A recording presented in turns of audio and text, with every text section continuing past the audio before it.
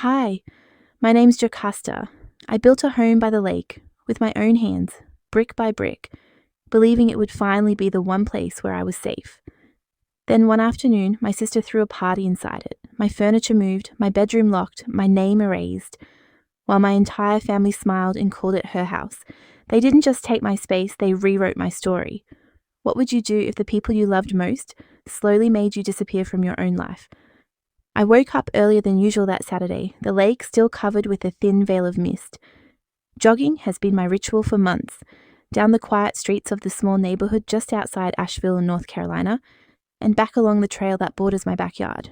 I like the sound of my shoes on the packed gravel, the soft rhythm that reminds me why this house is mine. I worked for years to get here, every overtime shift, every weekend I turned down invitations just to build a future. That morning felt like a confirmation of everything I had built. Calm, mine, earned. By the time I slowed to a walk at the edge of my property, the sun had cleared the trees. I stood for a moment looking at the deck and the kitchen window. In a few weeks, I'd planned to invite a few close friends over for a quiet dinner to show them the place. Nothing fancy, just honest celebration. I bent down, untying my running shoes, when my phone buzzed in the pocket of my hoodie. I thought it might be an email from work, but the banner read, "Motion detected. Kitchen camera." I frowned. No one should be there. I tapped the notification, sweat still dripping down my temples. The video loaded and the sound hit me first. Laughter, music, clinking glasses. The feed showed my kitchen ceiling with clusters of pastel balloons bobbing against the recessed lights. My dining table was draped with a white cloth and covered with platters I'd never seen before. People moved in and out of frame, holding drinks, chatting like they belonged there. And then I heard a voice I knew as well as my own. "Welcome, everyone." "Isn't this place gorgeous?" Layla, my older sister. The sister who, for years, had treated my steady, quiet grind like a dull hobby. She was inside my house. I froze on the trail, my phone slick in my hands. The camera panned automatically as Layla walked into view in a yellow sundress, her hair styled as if for a photo shoot. She raised a champagne flute, smiling towards someone off-screen. "To new beginnings," she said brightly, "in my beautiful home." Guests clapped. Some of them were our relatives. I recognized my aunt's silver hair, my cousin's little boy tugging at a streamer. My own couch was shoved to the side to make space for a rented buffet table. My grandmother's quilt, my quilt, was folded and thrown over a chair. Every detail was wrong. I didn't think. I just ran back up the path, heart thudding harder than any sprint. My car keys rattled as I yanked open the door, sliding into the driver's seat without changing out of my running gear. The drive back from the trail took 5 minutes, but each stop sign felt like an hour. My mind reeled. How did she get in? I hadn't given anyone keys. I'd had the locks changed before closing. The security code was mine alone. I slowed as I reached my street, parking 2 houses down. From the sidewalk, I could see my driveway already lined with cars. People milled on the lawn, some holding paper plates, others posing for pictures against my front porch. No one even glanced at me. I inhaled slowly, forcing myself to walk up the path as if I were just another guest. I heard my aunt laugh inside, the low bass of music thumping faintly through the walls. My doormat, new plain grey, was gone, replaced by one that said "Home Sweet Home" in bright script. My stomach clenched. I reached for the handle, pushed it open. The smell hit me first. Perfume, wine, something fried. My kitchen, the one I had painted myself 2 weeks ago, now looked like a rental hall. When I stepped into the doorway, heads turned, conversations paused, and there, in the center of the room near my island, Layla raised her glass again. "To new beginning," she repeated, louder this time. "In my beautiful home." The guests cheered. A few cousins smiled at me nervously. Most just looked away. I felt heat creep up my neck. "Layla," I started, but she swept past me toward another guest, her smile unshaken. "Please," she said under her breath without even looking at me, "don't make a scene. This is a special day." Then she turned, greeting someone else with a hug. I stood rooted to the tile, still holding my keys. I tried to steady my breathing. The kitchen smelled like my own candles, but mixed with perfume and food I hadn't cooked. My framed photos were gone from the counter. In their place stood a vase of lilies. On the refrigerator hung a banner. "Welcome home, Layla." My home, but her name. My fingers trembled as I slipped my phone back into my pocket. No one spoke to me directly.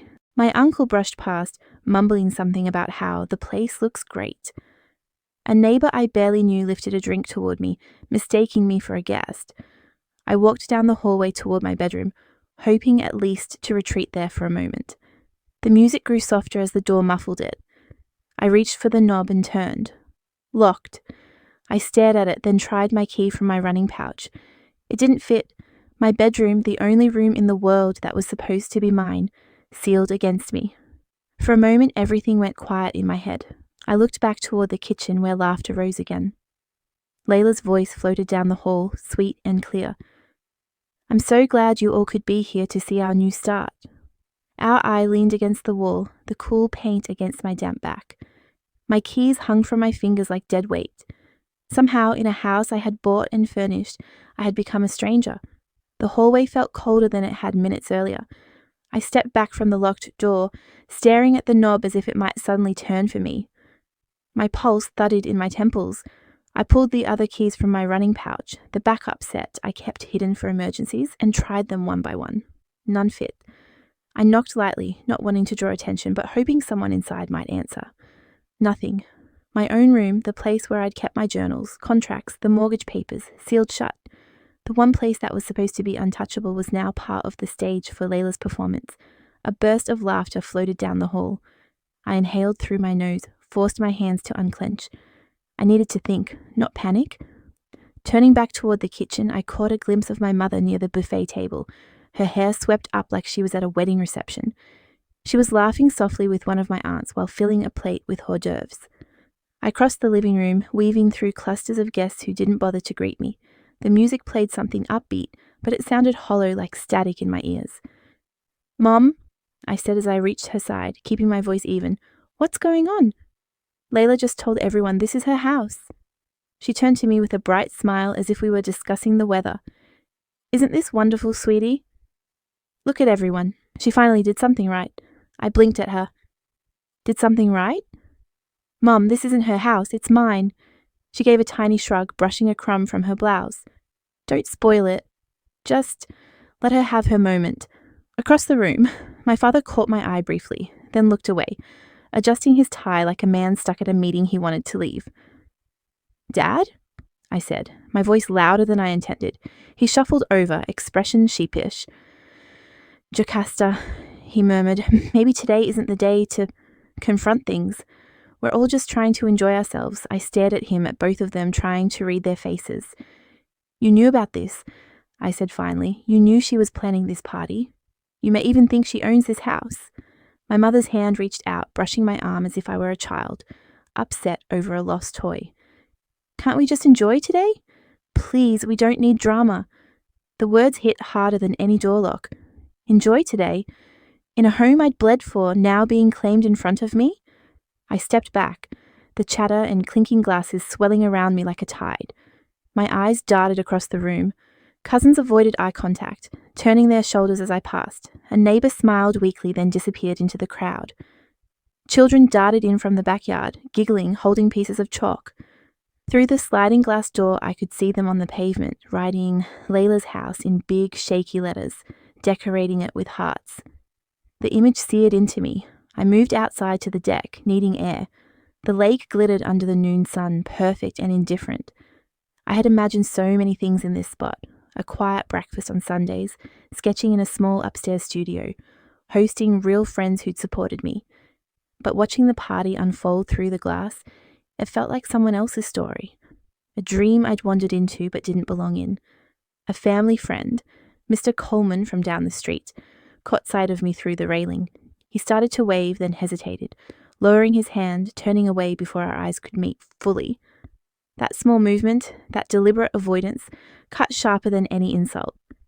They weren't just ignoring me, they were participating in a rewrite of reality where I didn't exist as the owner, just as an inconvenience. I sat on the edge of the back fence, knees pulled slightly inward, my running shoes dusty from the trail. The breeze off the water carried the faint sound of Layla's laugh, higher than usual, like a singer hitting a practice note. Inside, I could see my mother raising a glass. "To family," she said. I could barely hear it through the glass, but I knew the cadence. "To family." I felt something in me fracture, a quiet shift from disbelief into something harder. Not rage yet, but the beginning of resolve. I stared at the lake until my eyes blurred. The smell of barbecue wafted from the kitchen. Someone must have fired up my grill. My phone buzzed in my lap. I glanced down and saw a notification. I'd been tagged in a photo. A distant cousin had posted a picture of Layla standing in my foyer, arms spread, captioned Layla's big day, new beginnings. Hearts and house emojis dotted the comments below. It wasn't just a party. It was a digital erasure, a narrative being rewritten in real time, with me recast as a guest in my own life. I whispered to the water, my voice steady but low, I bought this house and I've never felt less at home. The words hung in the air like smoke, disappearing but leaving their scent behind. My thumb hovered over the screen, but I didn't open the post. Instead, I locked my phone and looked back at the house, at the windows reflecting sunlight, at the silhouettes of people moving freely through rooms I had painted, furnished, dreamed about. The click of that notification had hit harder than Layla's champagne toast. It was proof that I was being written out of my own story, and a warning that if I didn't act, the rewrite would become permanent. I slid through the doorway of the living room with a quiet step, hoping maybe no one would notice. But of course someone did. My aunt waved to me, patting a folding chair by the storage closet. Your seat's over here, dear. It wasn't in the circle of dining chairs. It wasn't even in the same room. It was off to the margin, near boxes that I recognized as moved during moving day. Those cardboard crates I never bothered unpacking until I had time. Now they were props in Layla's production. I caught my reflection in a window pane, my heart pounding, face pale under the overhead light. How often had I walked through this space as someone proud and sure? Now I felt like a guest. I pulled the chair from behind a couch and sat, arms folded, legs crossed stiffly. From there I could watch the crowd, hear Layla's laughter carried by soft music. The dining room, warm and lit, glittered with gold and white decor, centerpieces, place cards. My name wasn't printed on any of the favors. Her name appeared on everything. Napkins, banners, even little chalkboards by the hors d'oeuvres bar. My identity was erased without a word. I stood again, stepping toward the party favors table. I picked up one favor, an embossed note card that read, Layla's new home celebration. I flipped it in my hand, no mention of me. Behind me, someone must have bumped my elbow. I dropped it and it clattered. Heads turned. I cleared my throat. Excuse me, I said softly but firmly. Where am I supposed to sit tonight? A murmur rippled through the guests. Layla came into view, draped in a silk dress, poised as though she'd paused mid-choreography. She smiled broadly at me as if I were only an afterthought. Jocasta, just over here would be fine. Helping hands always appreciated, she said. Helping hands. I swallowed. I felt like I'd been replaced. The hostess wove a cast of glances, some sympathetic, others dismissive. One cousin whispered to another. A server passed me with a tray of bite-sized appetizers and I nearly declined, but I held my head high and took one. My phone vibrated in my pocket and Layla gestured animatedly toward two young women holding ring lights and microphones. They were filming. I watched as they followed Layla, tilting their lights toward the room, following her walk, nodding, asking soft questions I couldn't hear. Layla welcomed them. This was always our dream, to have a home by the lake. Quiet, full of memories. She said this with such poise. Her words were beautiful lies. The camera's light haloed around her as she spoke. The implication hung. I was part of the decor, not the owner. I moved toward one of the cameras, curious and furious. As it tracked me, Layla pointed me out to the film crew. That's my little sister Jocasta. She's helping out tonight. She said it casually, as if my role was servitude. The cameraman nodded politely, not acknowledging I was the proprietor.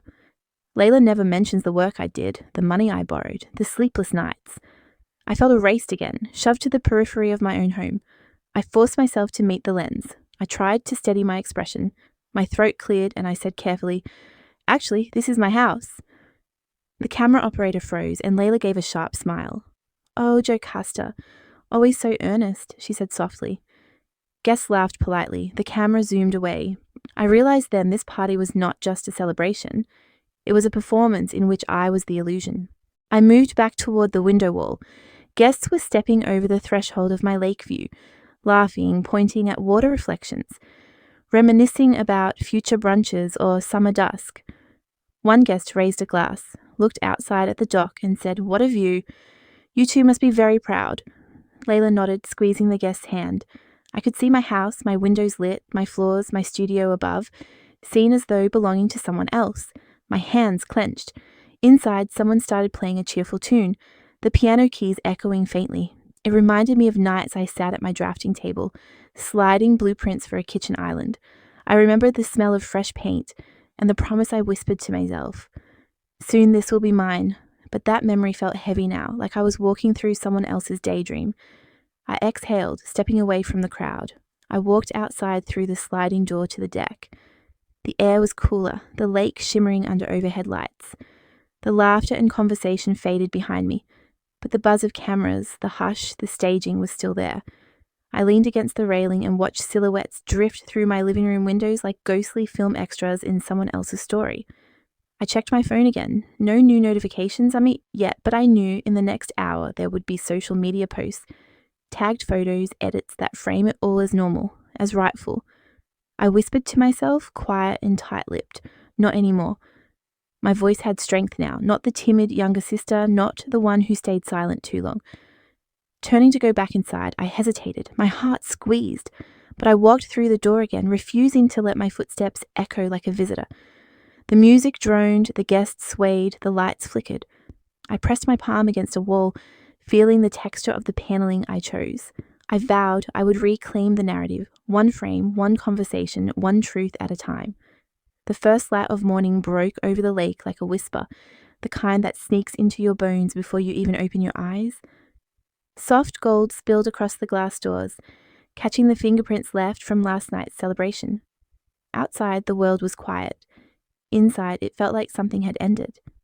I stepped into the house like a stranger arriving too late to a party. The door creaked open and I slipped in, trying not to disturb the stillness, as if the house itself were holding its breath. The air was stale with the scent of wine gone sour and wilting roses.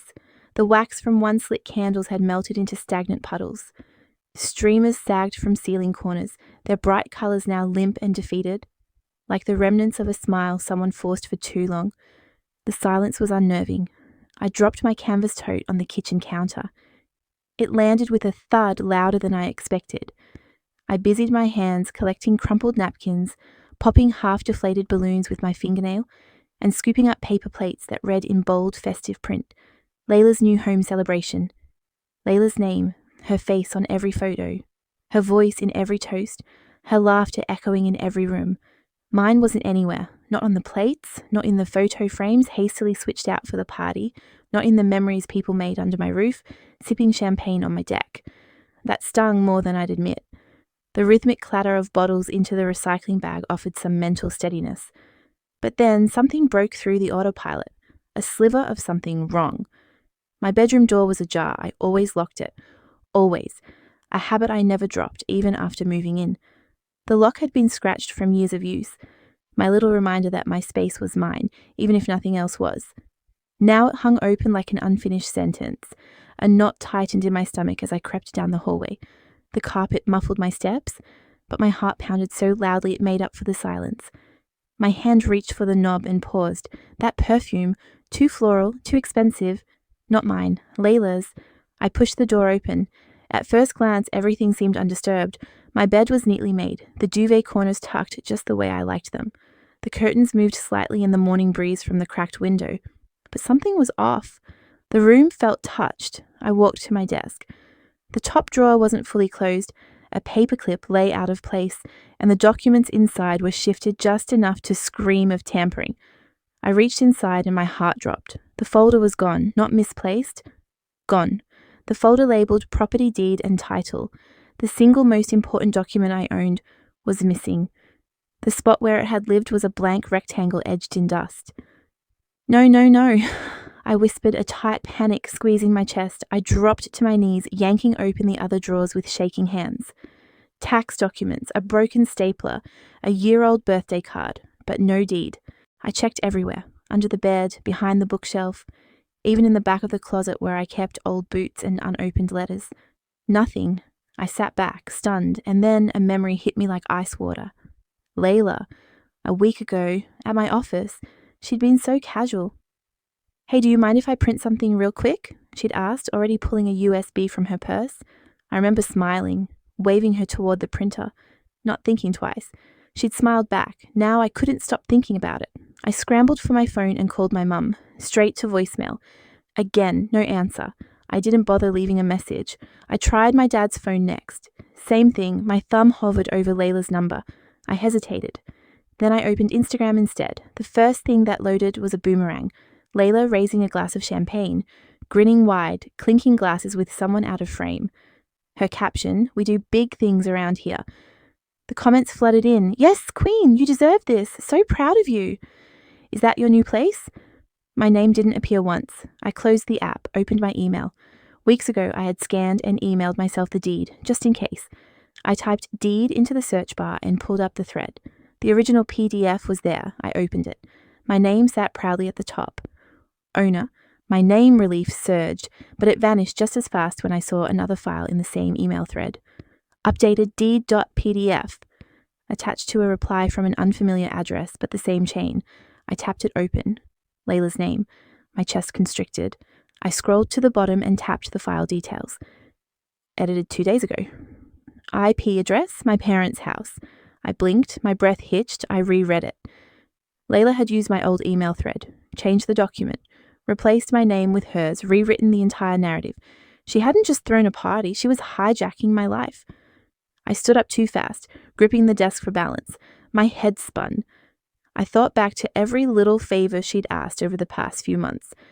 "Can you send me the house doc real quick? Do you have a copy of that inspection? Could you show me how your printer works again?" I'd trusted her. I'd opened every door.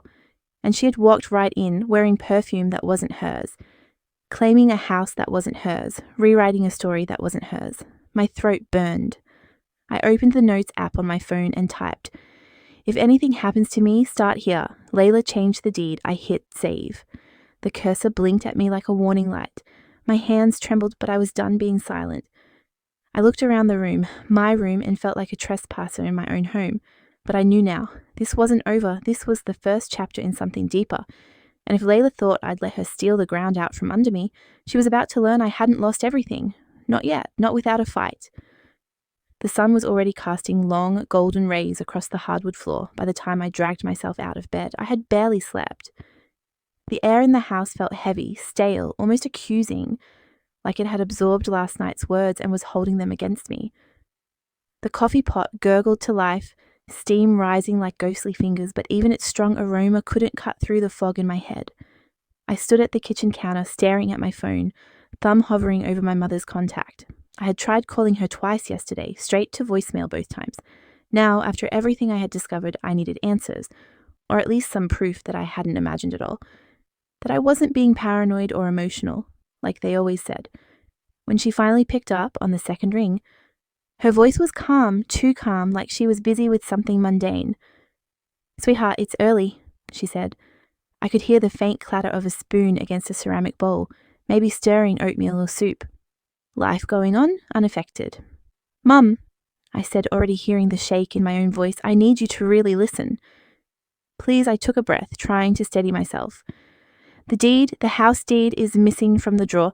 I checked my scanned copy in the email backup. There's a second version, a different one. This one has Layla's name on it. She's changing it. This isn't just a mix-up or some clerical mistake. She's erasing me from it. There was silence on the line. I could hear her breathing, faint and deliberate, but she didn't say a word. "Mum, did you hear me?" A sigh, soft but unmistakable. "Don't ruin this for Layla," she said, her tone low, almost mournful. "She's finally doing well. Don't make this bigger than it is." My grip on the mug tightened, the ceramic burning against my palm. My other hand trembled slightly, gripping the phone tighter. "Don't make this bigger. Mom, she's not doing well. She's committing fraud. She's taking something that's mine, that Dad gave to me, that I've worked for." "Sweetheart," she said sharply, cutting me off. Her voice hardened like a slammed door. "Let her have her moment. We've all sacrificed. You don't need to start a scene over something we can handle quietly." Her words felt like a slap, cold, surgical. "A scene?" I whispered, voice barely holding together. "She's stealing my home." There was no reply, just another click, and the line went dead. I stared at the phone, disbelief and rage swirling like a storm in my chest. Slowly, I set the mug down. It clattered against the counter, the sound echoing in the too quiet kitchen. My reflection stared back at me from the dark screen of the microwave. Tired eyes, clenched jaw, the ghost of a girl who once just wanted to be seen. Outside the window, the lake shimmered under the morning sun. Its calm surface was deceiving. I felt like I was drowning beneath it, gasping for air in a house that no longer felt like home. I had always played the role they gave me, the good daughter, the helper, the quiet one. At school plays, I handed out flyers while Layla took center stage. At holiday dinners, I scrubbed dishes while she dazzled everyone with stories of her visionary business plans. I had accepted it all, thinking maybe one day they'd see me too. That night, I couldn't sleep. Again, I lay awake staring at the ceiling fans spinning shadows like blades across the plaster. Every time I closed my eyes, I saw her, my mother. Not the older woman I had spoken to on the phone, but the version from my childhood. Stoic, dismissive, her lips pursed in disapproval, saying, "Let it go, Jocasta." "Be a good girl." I sat up, the silence in the room unbearable. My gaze fell on the phone again. My thumb hovered for a second before tapping Marla. We hadn't spoken in months, maybe a year. We used to work together at a small architectural firm before she transitioned into law. Now she was a paralegal at a real estate attorney's office. I remembered her as calm, sharp, and fiercely protective of people she cared about. She picked up after a few rings. "Jocasta?" Her voice was surprised but warm. "It's been forever. I'm so sorry to call this late," I began, already choking back tears, "but I think my sister is trying to take my house. She's already altered documents. I don't know what to do." She didn't gasp, didn't ask questions I didn't have the answers to. Her tone shifted immediately, professional, focused. "Send me everything you have. Every file, every screenshot, every email. Don't confront anyone, not yet. Just send it. I'll look over everything tonight. Thank you," I whispered. "No hesitation," she said firmly. "Start uploading, and before anything else, change every single password you have. Email, bank, utilities. Don't wait." Her calm was a lifeline. I grabbed my laptop and sat cross-legged on the bed, dragging folders into emails. Each file felt like a tiny anchor, tethering me to something solid in the chaos. By midnight, I had sent everything I could find. Scanned deeds, email exchanges, text messages, even a photo of the drawer where the original had been. I opened a blank document and typed out a checklist. Find a real estate attorney. Print hard copies of all critical documents. Change all digital passwords. Call the county office to confirm latest deed filings. Secure personal documents at a separate location. I booked a consultation for the next day. Local attorney, first available slot. My hands shook slightly as I confirmed the appointment, but I didn't hesitate. In the bathroom, I caught my reflection. It startled me for a moment, because for once I didn't see the younger sister, the overlooked one. I saw someone awakening, shoulders squared, eyes steady, jaw clenched, not from fear but resolve. I touched the mirror and whispered, "This ends now." But even as I turned off the light, one thought echoed louder than the rest. Layla was just getting started. Sleep was a stranger that night. I lay in bed, wide-eyed, my thoughts racing like a storm-churned sea. Every creak of the house sounded like a threat. Every shadow against the window felt like it was watching. Morning came not as a relief, but as a confirmation. I couldn't escape this reality, not even in dreams. Sunlight filtered through the blinds in narrow, judgmental slits, painting the walls with stripes of unwanted truth. I sat at the kitchen table, the coffee machine sputtering behind me like it was sighing at my exhaustion. I hadn't even changed out of the clothes I'd worn the day before. I opened my laptop and, without thinking, typed the words into the search bar. Lakefront Homes, Asheville. I don't know what I expected. Maybe just to see if Layla was lying. Maybe to prove to myself I was overreacting. But within seconds, the truth slapped me in the face. There it was, my home, listed on a public real estate website. The lakefront home, 5-bed, 4-bath, stunning renovations, serene views, modern finishes. Owner, Ms. Layla. My finger froze over the trackpad. My chest clenched as I scrolled through the photos. The front porch, my porch, with the swing I refinished by hand.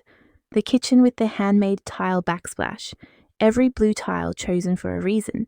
The cozy reading nook, the fireplace I spent a winter restoring, even the deck where I made a promise to myself to finally live authentically, my photos, my memories, my blood and sweat.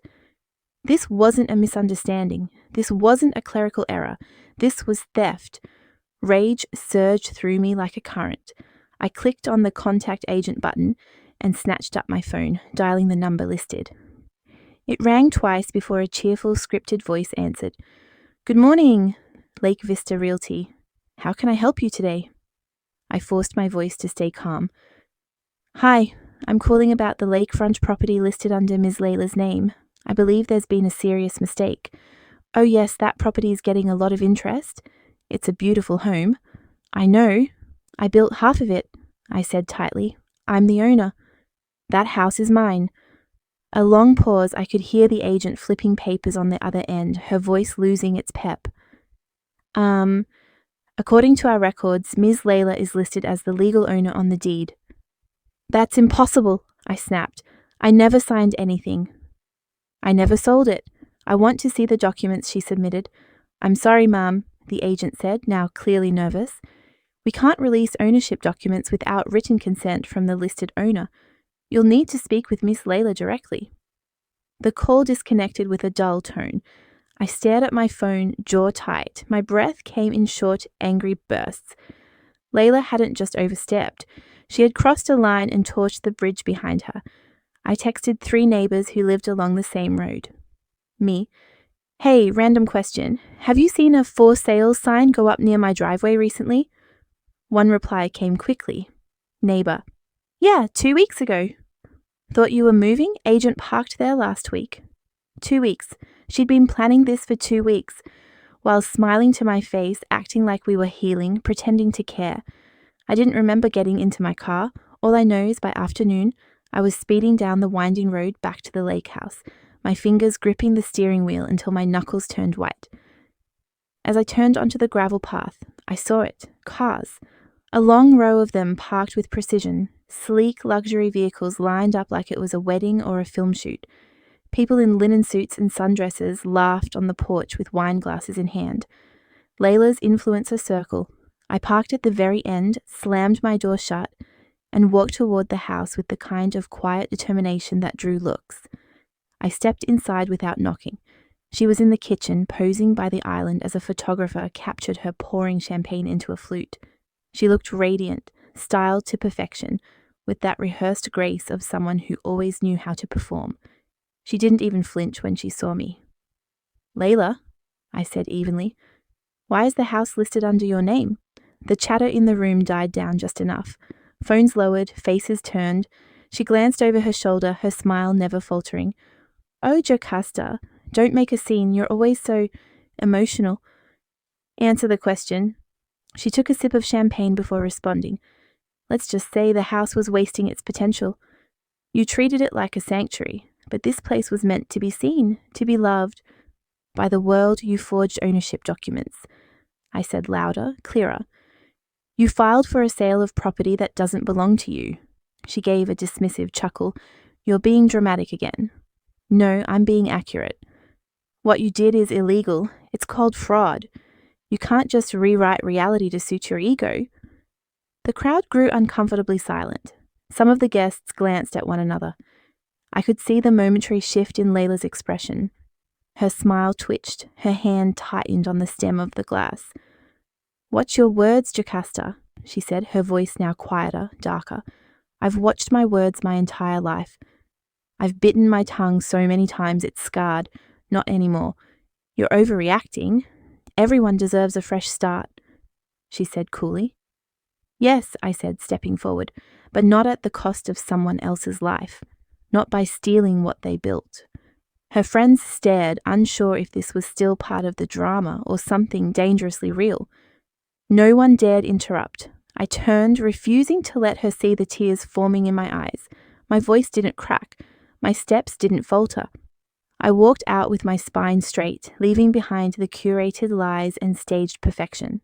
As I reached the porch, my phone buzzed. A new notification popped up. Court notice served, notice of intent to evict under new ownership. For a second, the screen blurred as my heart dropped. Then my jaw set, my vision cleared. They wanted a fight? Good. They were finally going to see what happened when I stopped shrinking. I stood frozen on the front step, my phone clenched in a clammy hand. The screen still displayed the message that had sent my stomach into freefall. Notice of intent to evict, change of ownership confirmed.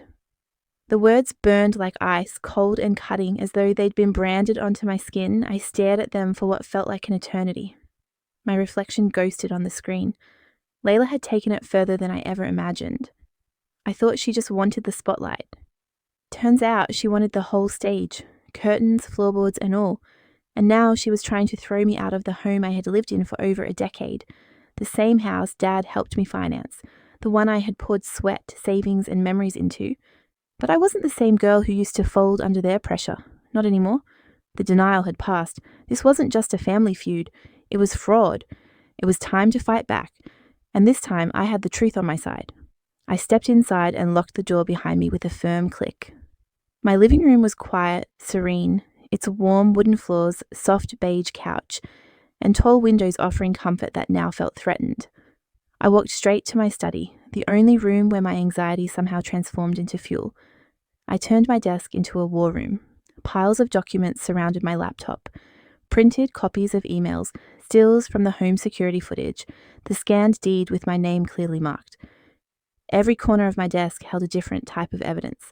There were screenshots from Layla's social media where she flaunted the house as her new home, and even posts by the realtor, now deleted, but preserved through cache and time-stamped screenshots. Click by click, I compiled everything into a detailed dossier. Then I drafted the email that would be the first blow. Subject, cease and desist. Immediate notice of property fraud. In the body, I was calm and concise. I laid out the scanned deed documents, metadata from the forged real estate listing, and highlighted inconsistencies in the alleged transfer of ownership. I included stills of my furniture from the party Layla had hosted, an event she publicly referred to as a housewarming. I attached everything I could that painted the truth clearly. I copied the local law firm I had just retained that morning, a sharp team known for their expertise in real estate disputes and civil fraud cases. I stared at the send button for a moment longer, then pressed it. The moment I did, I felt something shift inside. Not relief exactly, but strength. A flicker of control. The first real move in a battle I hadn't started, but was ready to finish. Hours later, as twilight cast the house in shadow, I received a text from my father. "We need to talk. Everyone's coming tonight. No warmth, no explanation, just a command." I didn't hesitate. I printed out every attachment I'd sent, added the physical deed copies and my USB drive of backups, and slipped them all into a neat folder. I even brought a voice recorder tucked into my coat pocket, just in case. My hands were steady now. I was done being silent. When I arrived at my parents' home, the atmosphere was already thick with unease. The long dining table was set, though no one looked ready to eat. My mother lit a candle at the center of the table but couldn't meet my eyes. Layla sat at the head as if she were presiding over a courtroom instead of a family gathering. Her expression was unreadable, poised, regal and chillingly calm. A glass of red wine rested before her untouched. Dad stood at the far end, his arms crossed. His voice was heavy when he began. "Jocasta sent an email." It's serious." Layla laughed, light and cold. She's always been dramatic. I remained quiet, letting the room settle. Then I pulled the folder from my bag and set it on the table. With slow, deliberate movements, I opened it, removed one printed page, and began reading aloud. "This document," I said, holding up the deed, "proves Layla submitted forged ownership information to a real estate agent and claimed possession of a property that remains legally mine." Silence dropped like a guillotine. The chandelier above us flickered slightly in the stillness, its crystals clinking in sympathy with the tension below. My aunt's jaw slackened. My mother brought her napkin to her face, dabbing invisible tears. Layla's knuckles whitened around the stem of her wineglass. "Is this what you wanted?" Layla hissed, standing suddenly, her voice trembling with rage. "To drag us through the mud? To ruin Thanksgiving, the family, everything?" "You did that," I replied, voice low but firm, "when you forged documents. When you claimed what wasn't yours. You've always been so obsessed with justice," she sneered, "like some martyr for truth. But what about loyalty? What about blood?" "That's rich," I shot back. "You betrayed your own sister for a real estate stunt and Instagram likes." Dad finally stepped forward. "Let's all calm down." "No, Dad," I cut in. "You don't get to calm down the truth. Either you face it or you don't." Layla's mask cracked. Her eyes darted, and for a moment I saw panic. Then she lashed out with the only weapon she had left, deflection. "You think any of this will hold up?" she spat. "The family will never take your side."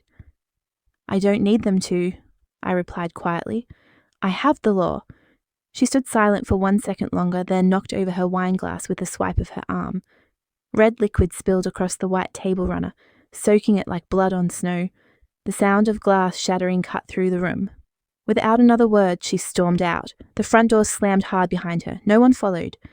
I stared at the crimson spreading across the fabric, the eerie stillness that followed. For the first time in a long while, no one was yelling over me, gaslighting me, telling me I was imagining things. I looked at the mess Layla had left behind. "That," I whispered to no one in particular, "was your biggest mistake."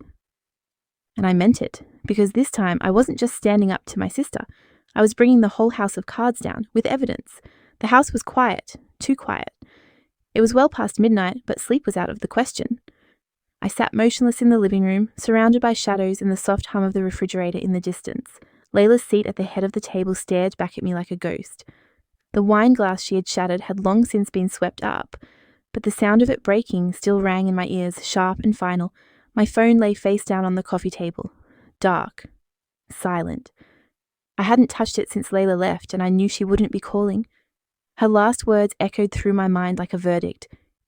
"You just made your biggest mistake." I hadn't responded then. I still didn't need to.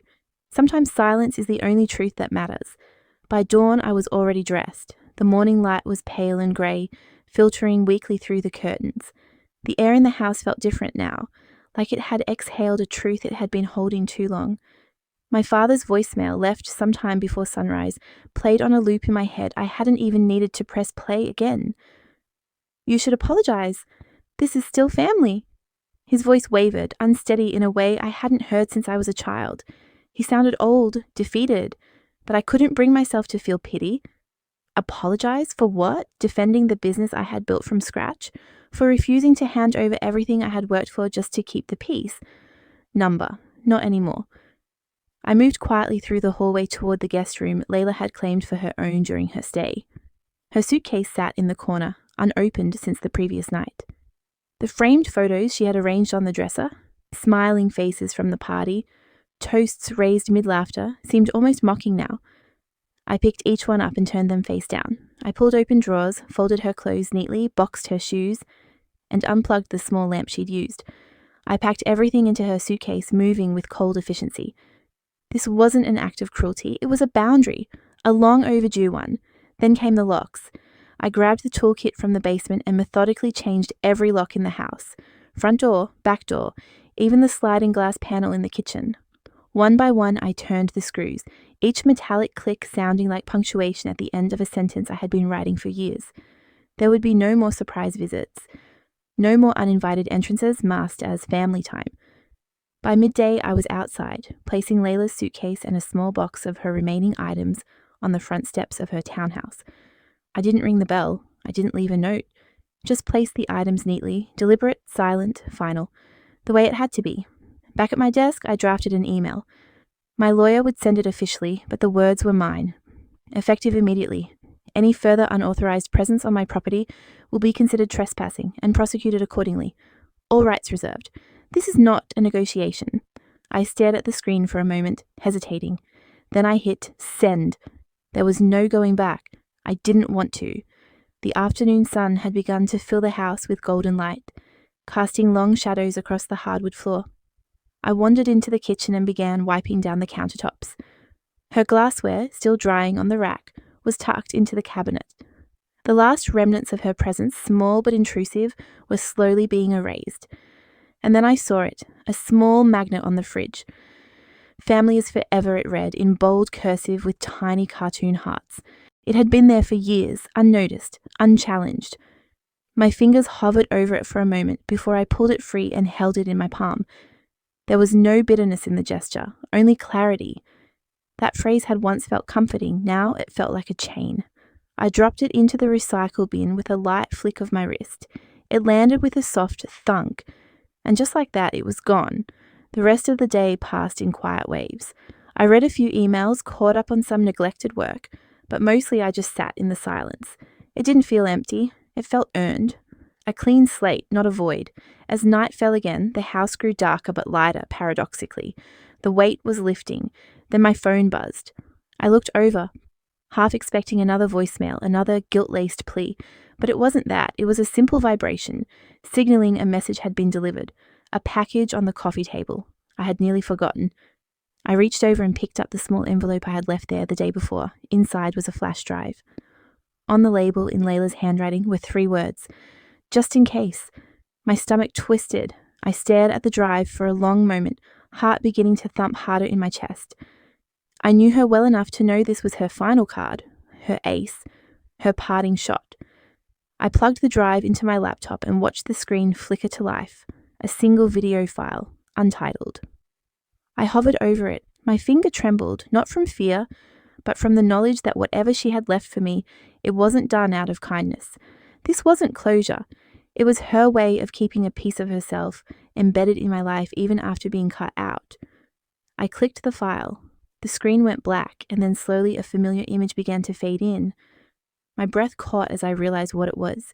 She'd been recording me all this time, and the one question that echoed in my mind was this: why? It was past midnight when the silence in the house became too loud to ignore, the kind of quiet that presses on your skin and breathes down your neck. I sat alone on the living room floor, the newly finished wood cool beneath me. The lamp cast a soft amber glow, barely reaching the corners of the room where shadows lingered like old doubts. That's when I remembered the flash drive. It was labelled in Layla's handwriting, just in case. I hadn't been able to bring myself to look at it before, but now everything had changed. The lies had surfaced, the facades cracked. I needed to see what she had left behind, whatever her reasons had been. I plugged it into my laptop, my fingers hesitating for just a moment over the USB port. A folder opened with a soft chime, one single video. No password, no encryption, just a title. June 21st, House Talk. I clicked it. The screen lit up with a pale wash of light. It took a moment to recognize myself. I was sitting in a half-built room, bare wooden frames behind me, wearing old jeans and a faded shirt stained with sawdust. My hair was tied back messily, face streaked with exhaustion. I looked different, raw, real. I pressed play. "I'm building this space for me," the recorded version of me said, eyes focused just beyond the lens. Not for validation, not to make a statement, just to finally have something that feels honest, a place I don't have to shrink in. My voice trembled slightly. She looked tired, but in her eyes burned something else, conviction. I watched in silence as she talked about late nights drafting layouts by kitchen light, trudging through permit offices, measuring wood planks in rain. About the pain of being doubted, by family, by friends, by people who smiled politely but never saw her. "It's hard doing something no one believes in. Sometimes it feels like I'm building it out of spite," she admitted, laughing softly. "But it's not. It's love for the version of me that never got to breathe." Tears blurred my vision.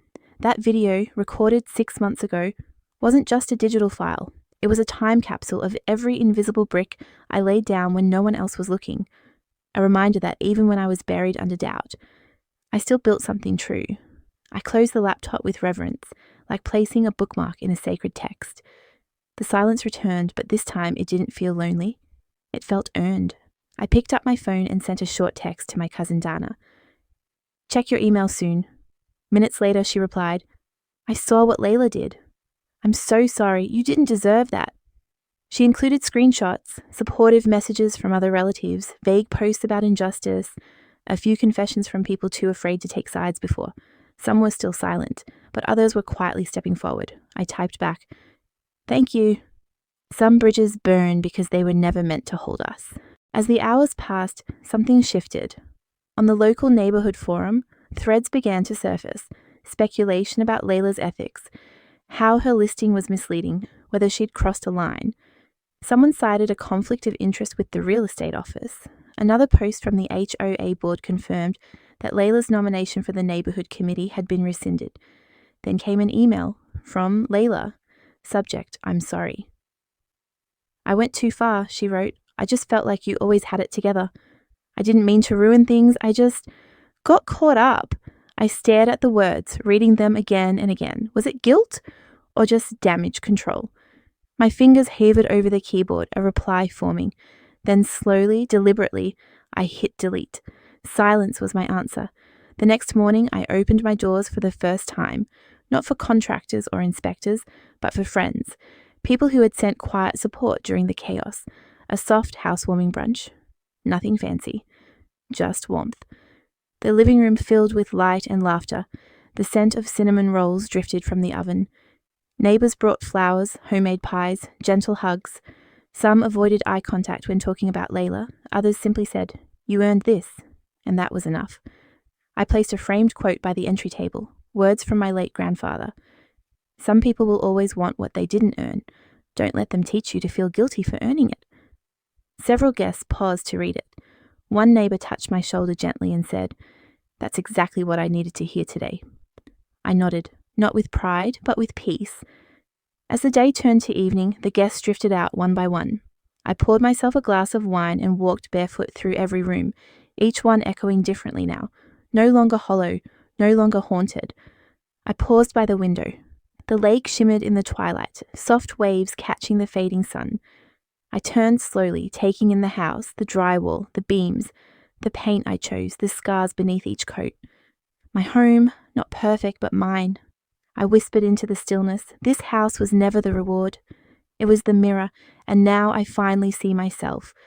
But for the first time in a long time, the story is mine to write, on walls I built, in rooms I created, with truth I didn't have to borrow or beg for, and that finally was enough.